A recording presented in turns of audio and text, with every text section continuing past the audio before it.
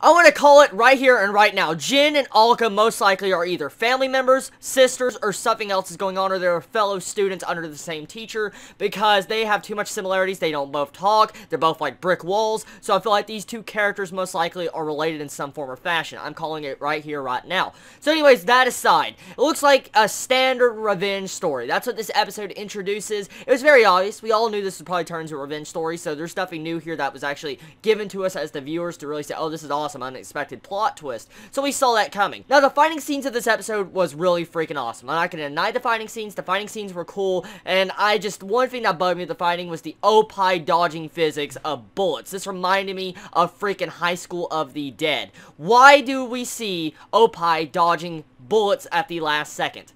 Okay, this is anime. I'm gonna look past this. I feel like mainly though they're just trying to show off the cleavage of all the female characters. It seems like in Blade and Soul, I've been noticing that a lot.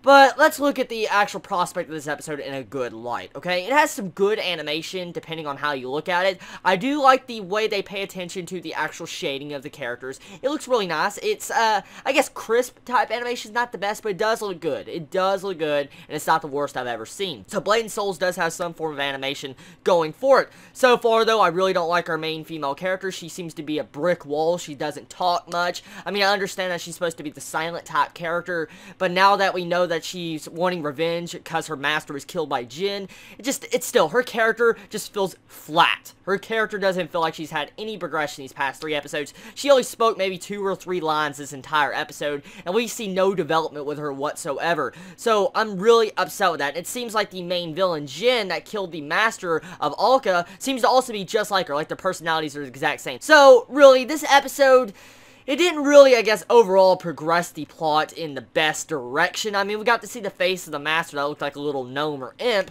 but I mean, that was it. We only got to see that. Oh yes, we also got to see the impurity of this black fire. It looks like something that Sasuke would use with his Sharingan. So really, nothing interesting, really, that really drug me in to say I need to continue watching this series. I don't know if I am going to draw up this series at episode 3 or not. I'll probably have to continue on just to see. I'll probably give it till episode 6. If it does not turn itself around until episode 6, I'll probably drop Blade and Soul.